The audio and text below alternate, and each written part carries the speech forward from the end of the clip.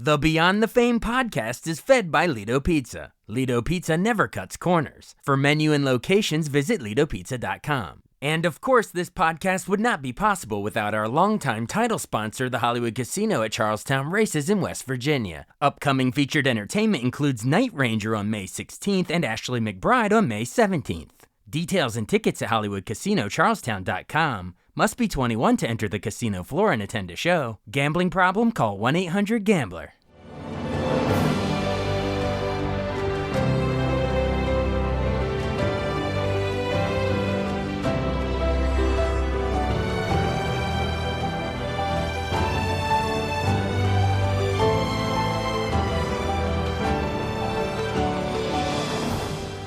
Welcome to the newest episode of Beyond the Fame with Jason Fraley. I'm your host, Jason Fraley, picking the brains of the top filmmakers, musicians, and artists of our time. The new documentary Hung Up on a Dream opens in movie theaters this week, chronicling the Rock and Roll Hall of Fame band, the Zombies. Lead singer Colin Blunstone called in to discuss the band's formation, unique name, and top hits from She's Not There to Time of the Season. Hi, Jason. It's Colin Blunstone here. Hey, Colin. Hey, thank you so much for joining us. It's an absolute pleasure. Great to talk to you. We are talking to the legendary lead vocalist of the Rock and Roll Hall of Fame band, the Zombies, in time for the new documentary, Hung Up on a Dream, in movie theaters now. Why was now the right time to do the documentary, you think? It's roughly 60th anniversary of the band's first album, around-ish, 64, 65, so 2025 now. Yeah, about 60 years. So was that intentionally timed that way, or was there another impetus for this movie? I think sometimes it's lots of things come together to make a perfect time. It's no one thing. A wonderful director called Robert Schwartzman came to us with the idea of making a documentary on the Zombies, and that was when the ball started rolling, really, and we started talking about all the possibilities of what could be achieved with a documentary. I don't think that the year or how many years the band had been going had that much to do with it. Although, of course, it helps if a band has got a backstory, and we certainly do. We first played together in 1961. Our first record was in 1964. So there's plenty to talk about when you're making a documentary with a band like us that's been together for such a long time. Absolutely. It's more serendipitous of any sort of timing, but it's cool that it was Robert Schwartzman's idea. He brought it to you. That's cool. And we should remind listeners, you name dropped him, the director, Robert Schwartzman. This is the Robert Schwartzman. This is the nephew of Francis Ford Coppola, obviously the Godfather, Apocalypse Now. The son of Talia Shire, Adrian and Rocky. His brothers, Jason Schwartzman, acted in Rushmore, and Robert himself has even acted in some of his cousins' movies, Sofia Coppola and Virgin Suicides, etc. So how excited were you when you realized that this fella reaching out to you to make your life story, your band story, was one of the, the legendary Coppola family? That was probably pretty cool. It certainly was. So much about the Zombies, to me, is, in a nice way, is a little bit of a mystery. I still remember the band getting together as 15-year-olds. That's a real picture in my mind, with very little in the way of instruments and struggling to get gigs and everything. And then, so many years later, and probably after 20 years, I thought the Zombies were completely forgotten. And then you realize the Zombies are being rediscovered by new generations. And then a wonderful filmmaker like Robert comes along and said, I want to make a documentary about your band, and it's incredibly exciting, but there is an air of mystery about it for me, and I'm glad to keep it that way. I don't understand the music business, and I don't understand. He said with great pride, I definitely don't understand the music business, and in many ways, I don't understand the path that the Zombies have taken. It seems that I thought the Zombies finished in 1967. And we keep being rediscovered by new generations, and it's a wonderful thing. And in some ways, it's unexpected, but it is great. And if ever you come to a Zombies concert, you'll find that there's a huge cross section of ages in the concert. I think sometimes people come along because we started such a long time ago in the early 60s. They expect it to be a really old audience, and that's not the case at all. it probably there's more young people there than there are people of our age. So it's a band that appeals to people of all ages and keeps coming back. It's I think it's a wonderful story, really. The Zombies hadn't made records from '67 to the early 2000s, Yeah. and yet people were still keen to play, to discover the music of the Zombies. And there'd been a huge period where we hadn't done anything. It's wonderful, but it's difficult to explain exactly how it's happened. Oh yeah. Well, we're gonna try our best to explain, in brief form here in this interview, and then you got to watch the documentary, folks, to see, because like you're saying, it's a unlikely trajectory. Some bands stay together for a long time, and then you get a movie like this or a Rock Hall induction. But for you guys, it was like a meteoric there in a few years, and then a huge gap for decades, and then you're back, and then you get inducted, and then we get the movie. Like it's an unusual road to get a movie like this, but to me that makes it even more fascinating. Well, let's I'll try to move somewhat chronologically. You said you remembered when you met the guys, but even before that, I want to go back to even before you met them. You were born in England in June of '45, so we're talking like literally a month Yes. right after World War II ended, at least in Europe, the VE Day. Paint a picture of like what was it like growing up in the aftermath. I mean, is it like bombed out towns? What music do you listening to? I want to know like your youth and those early influences in such a pivotal time. Well, a lot of the country was bombed up, particularly London. I lived about 30 miles northwest of London, and whenever I went into London with my parents, that it looked catastrophic in London. It was flattened, you know. Yeah. Also, obviously, I've only read about this because I was just a child, but there were very hard times after the war because everything was rationed, and many people say that it was, apart from the fact bombs weren't dropping on London, the times were harder after the war than they were during the war. Wow. There was a huge shortage of food and fuel. Yeah, everything was rationed. You could petrol, butter, bread. You could only have so much. You would have a ration book, and once you'd used up your allotted amount of butter that week, you couldn't have any more. It was quite a challenging time, I think. Not so much for me because, as I said, I was a child, Yeah. so I knew very little of this. It's looking back and hearing people talk about that period. I think it was a tough time, and I think it's one of the reasons why the '60s happened with such a bang, because it wasn't till the late '50s and the '60s that Britain came out of the darkness of the Second World War. It lasted a long time here, um, and suddenly things changed in the '60s. Absolutely. Everything seemed possible. There was huge energy, and of course, music became a very big thing in the UK in the '60s. But also, you had David Bailey with photography, Twiggy as a model, Mary Quant as a designer. Oh, Michael Caine in film, John Osborne as a playwright. It seemed as though the center of the artistic world was in and around London for those few years through the '60s and into the early '70s. It was a magical time to be going through your formative years Yeah. and be a musician, to be in London in the '60s. You asked me about the music that I listened to when I was young, and I don't think we had much in the way of a record player at home, but I had five uncles who were all musicians themselves. Most of them played three instruments, some played two, and they were really good. They were only ever semi-professional, but they were really good. And so I was very aware of music being played in the family. Not only were they great instrumentalists, but they were great singers as well. And they would harmonize in an incredibly professional way. And it was very inspirational. And I'm sure that I took some of those experiences helped me to find a way into the music industry myself.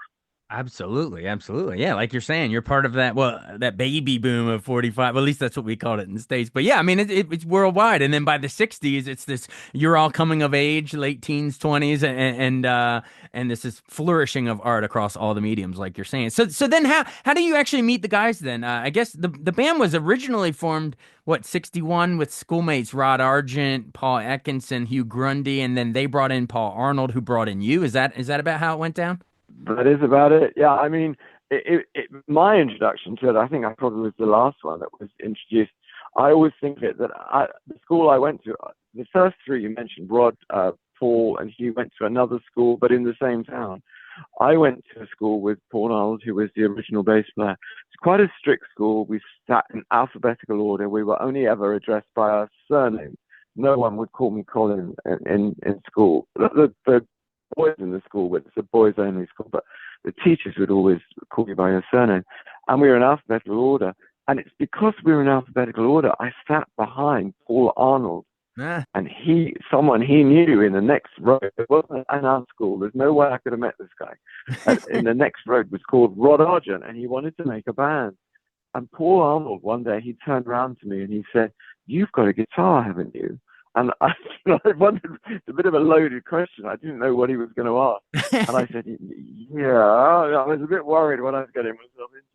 And he said, "Well, do you want to be in a band?" And I said, "Yeah, okay." And that was it. And so we met on a Saturday morning in St. Albans. And I didn't know most of the other guys. I only knew Paul Arnold. He turned up late. So I was meeting three total strangers on that first meeting. And it wasn't helped by the fact that I played a lot of rugby and I'd broken my nose in the week. And I had white strapping right across my face, holding my nose in place.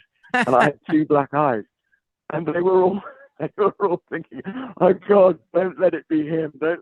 I hope he's not the one who's come to," because I looked a bit Maybe they rough thought and you looked tough, like you a know. zombie, you had a wrapping You around know your what? head. I've often thought that. I've often thought that maybe I looked like a zombie. Yeah. So that was my first introduction to the majority of the band, turning up with a broken nose and two black eyes. That is great. Well, how did that name come about, by the way? Because the big George Romero Night of the Living Dead zombie stuff wasn't until 1968. I mean the phrase the idea of zombies had been around. There was an old movie even before you were born in '43. I Walk with a Zombie. I mean, it was a part of pop culture, but not like we know it today. So, were you there when they settled on that name, or was that before you officially joined? Oh no, no, I was there on the first rehearsal. Okay. Although I didn't know the other guys, I was there right from the beginning. Right. And it was Paul Arnold, the only guy who ever left the band. He wanted to be a doctor, and to do that, he needed to concentrate on his studies and didn't have time to rehearse with the band. Yeah. So eventually he left, and Chris White took his place. And what a wonderful coincidence that was, because Chris went on to be such an incredible writer. But we were desperate for names. We were the Mustangs for a few days. Then we were the Sundowners. That was taken from the Robert Mitchum film. We hated those names. And then Paul Arnold came up out of the blue. Where he got it from, I don't know. He said, "What about the zombies?" And it just stuck. I'm not sure any of us really knew what a zombie was. I'm not convinced. I'm not sure I knew what a zombie was. But it was just a very catchy name. And, every band, it seems like a strange thing to be spending time on. But it's very important. The band has to have a name. It should be memorable, Yeah. catchy. I think the zombies worked. And having a Z probably helped later when at the aisles of record stores. You know what I mean? Like it was towards the end. You it was right by the aisle. Maybe it helped. Absolutely. I don't know. Well, usually we were the end. Yeah. I was quite pissed off. CZ Top came on the scene, and they got the last spot, which was a little bit upsetting, really, because up till then it had always been the zombies at the end of the row. They added another Z. They out Z'd you. Dang those guys. uh, But, that's funny. That's funny. All right, but exactly. Yeah. in all seriousness, you signed with Decca for the first album, Begin Here in '65. I guess it was re-released later in the US and it was just called The Zombies, like a self-titled release, I guess. But let's go into that first hit song, She's Not There. I think it made you the first British band, at least after the Beatles, to reach #1 in the US. So that's a big accomplishment. Opens with that, iconic electric piano sort of sound. What was it? John Lee Hooker tune, I think. I read somewhere that Argent said that he wrote the song specifically for your range. Like he could hear you singing in his mind when he was writing it. Is Is that how you did he ever share that with you? Is that how it happened?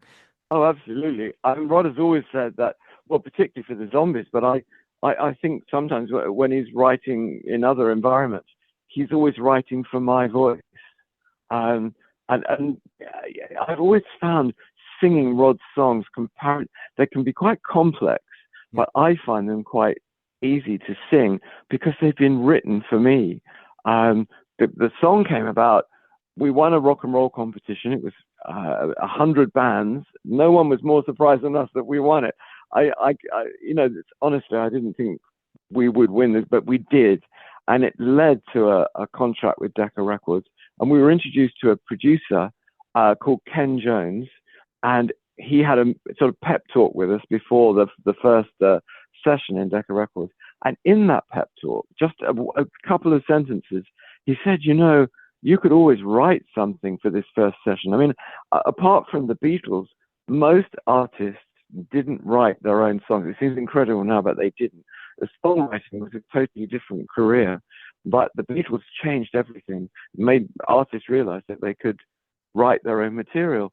And Ken Jones, our producer, said, you could always write something.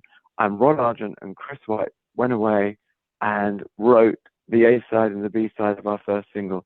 Rod wrote She's Not There, and Chris wrote You Make Me Feel Good. Both really good songs. And I think we knew. I mean, firstly, I was amazed that they could write songs. I didn't know they could write songs. But secondly, I think we all knew that, especially She's Not There, was a special song. And of course, it was part of the first session that we recorded in Decca. I think we recorded 5 songs in the first evening, and it became our first single, and it was pretty much #1 all around the world. Absolutely. And then, of course, you added, at least for the US version of that record or that album, you added Tell Her No, which was also a huge, huge hit. And we invite everyone to go look these up. I'm getting goosebumps for thinking about them. But I know we're tight on time. So at least before we go, we do have to get to the big, big second album, Odyssey and Oracle in '68. It was massive. I think Rolling Stone ranked it in its like top 100 albums ever a couple years ago. But a lot of it recorded at Abbey Road Studios. Of course, Carousel 44 is on there. But we got to go into the big iconic one. My listeners will kill me. We got to go into Time of the Season because I'm pinching myself. Yeah. We are literally talking to the guy who says, "What's your name? Who's your daddy?" Like it's blowing my mind. But any cool stories that we'll see in this documentary about the formation of Time of the Season specifically? Well, I think it's in the film, but the story is that Time of the Season was the last song to be written for the album, and it was actually written finished in the morning before we recorded it in the afternoon. We were running out of money. We had only a very small budget to record. It was very pressured. I didn't really know the song perhaps as well as I would like to have because it had only just been finished. So famously, Rod and I had quite a challenging time because he was coaching me from inside the recording studio, and I was in the live room doing the vocal. And incidentally, I had a big clock in front of me, which was, I could just see our money running out as I was looking at this clock singing Time of the Season. It had a bright red light underneath it, which confirmed, yes, we're recording. We're running out of time. We're running out of money. And Rob was saying, could you just phrase that slightly differently? And then it was going on, and it was getting more and more heated, and the language got worse and worse. And it's always made me laugh that at a time when I'm singing it's the time of the season for loving, the language in the studio was absolutely terrible because I was pressured that we were running out of time and running out of money to finish this album. And Rob was just trying to get the right, he was just trying to help me really to get the right phrasing. But yeah, it got quite heated. And there we are singing about the time of the season for loving. There wasn't much loving going on in the studio that afternoon. Anyway, It was one of the all's great. well that ends well. Absolutely. I was waiting on the great counterculture anthems, Summer of Love type anthems ever of that whole era. Iconic. Well, speaking of running out of time and running out of money, they're giving me the flashing light of the clock pretty soon. So I'm gonna have to somehow combine all my last questions into one final question. But let's do it this way. So the band breaks up in '67 and it's a long hiatus. Argent does, his own band, Argent, Hold Your Head Up, well, all that great stuff. You do like at least maybe over a dozen solo albums and stuff. So take me into sort of the breakup and then how wonderful it was to sort of reunite there and some old material get re-released for RIP in 2000 and ultimately Rock Hall of Fame too in 2019. But like, yeah, why did y'all break up and how great was it to finally get back together? Well, I think that I think we were just probably we're a bit drained. But in 1967, we'd worked constantly for 3 years all around the world. We weren't managed very well, so it was quite tough doing those huge distances, and the finances were awful. As with most bands in the 60s, it was very challenging financially. And, I don't want to say we had a worse time than anyone else. I think it was probably the same as all the other bands, and some of the guys just literally didn't have any money, and we were kind of forced into a corner. We had to finish, and three of the guys, including me, the non-writers, immediately had to go out and get jobs just to be able to survive. When the band finished, people were always intrigued that we went out and I got a job in an office. Paul Atkinson got a job in an office, and Hugh got a job working with cars, I think. But we had to. It was desperate times. It was also very sad. We'd given 7 or 8 years of our lives, our formative years, to the Zombies. It had been a wonderfully exciting time traveling the world, playing the music we loved with our pals, with our mates. What a wonderful experience. And it was so sad when it finished. So they were my overriding feelings of being quite emotional and very sad when the band finished. But the complete opposite when we started playing again. It was based mostly just Rod and I. A series of events happened that led me to ring Rod and say, do you fancy playing sort of 6 concerts that I was doing? My keyboard player kept disappearing, and Rod kindly came out and supported me, but he enjoyed it so much that it turned into something else quite organically, whereas it was just him helping me out and I was in a difficult situation. It turned into the rebirth, if you like, of the Zombies. It's still Rod writing and me singing, and we put a wonderful band together and had a great 20-something year experience with that lineup. Probably the highlight being, yes, definitely, being inducted into Rock and Roll Hall of Fame in 2019. An unexpected joy. It was a magical night. I will never forget it. Yeah, inducted by Susanna Hoffs of the Bangles, and in your class was Stevie Nicks and Def Leppard, The Cure, Radiohead, Roxy Music, and Janet Jackson, along with the Zombies. I mean, what a night!